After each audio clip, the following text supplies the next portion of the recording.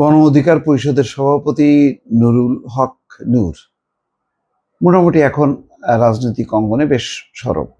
তবে তার রাজনৈতিক সিদ্ধান্ত এবং অবস্থানটা কিছুটা ঘোলাটে। এক এক সময় মনে হচ্ছে যে এক এক রকম অবস্থান নিচ্ছে। যেমন আগে হয়তো তিনি বলেছিলেন, কোথাও আমি ঠিক মনে করতে পারছি না, যে জাতীয় নির্বাচন আগে হওয়া উচিত, এটা নিয়ে টালবাহানা করা উচিত না। এখন আবার ভিন্ন কথা বলছেন। তিনি বলছেন নাজুক আইন শৃঙ্খলা পরিস্থিতিতে এই মুহূর্তে জাতীয় নির্বাচন করা সম্ভব নয়। আর বিএনপি বলছে যে নির্বাচন যত বিলম্ব করবেন তত সংকট দেখা দেবে।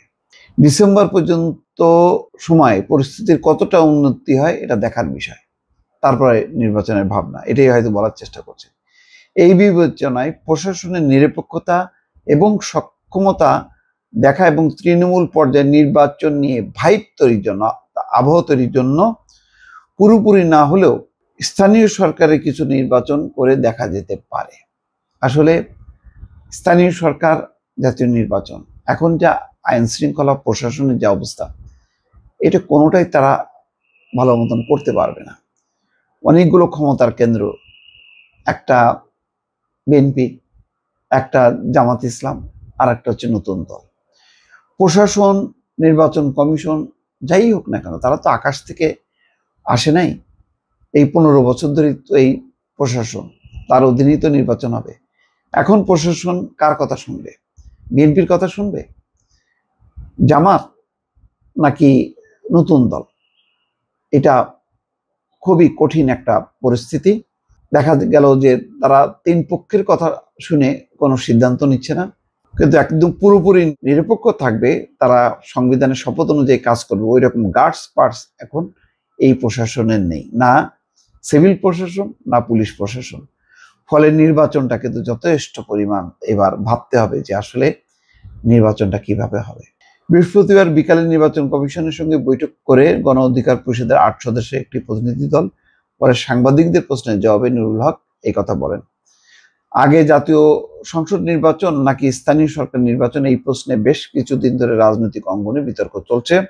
বিএনপি, বাম গণতান্ত্রিক জোট সহ কিছু রাজনৈতিক দল আগে জাতীয় নির্বাচনের পক্ষে, অন্যদিকে জামাতে ইসলামী, বৈষম্য বিরোধী ছাত্র আন্দোলন এবং জাতীয় নাগরিক কমিটি আগে স্থানীয় নির্বাচনের পক্ষে। নুরুল হক বলেন, স্থানীয় সরকার নির্বাচন হলে নির্বাচন কমিশনও তাদের ঘাটতি কোথায় আছে তা বুঝতে পারবে।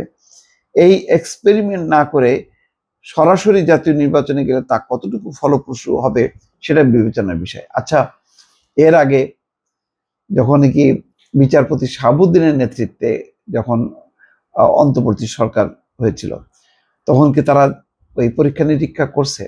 স্থানীয় সরকার নির্বাচন দিয়ে করেনি, সরাসরি জাতীয় নির্বাচনে গেছে।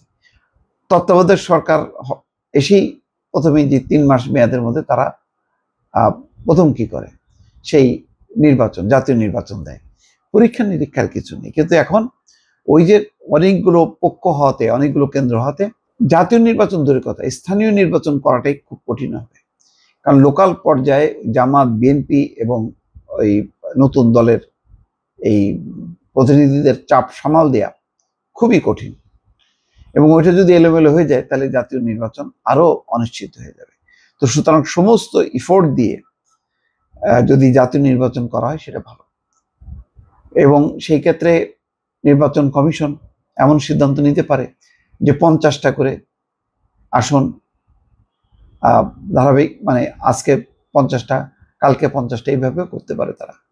কিন্তু সে ব্যাপারে রাজনৈতিক ঐক্যমত্য থাকতে হবে। তো সুতরাং অনেক একটা জটিল পরিস্থিতির দিকেই যাচ্ছে রাজনীতি, এটা মোটামুটি নিশ্চিত। দর্শক ভালো থাকবেন, আল্লাহ হাফেজ।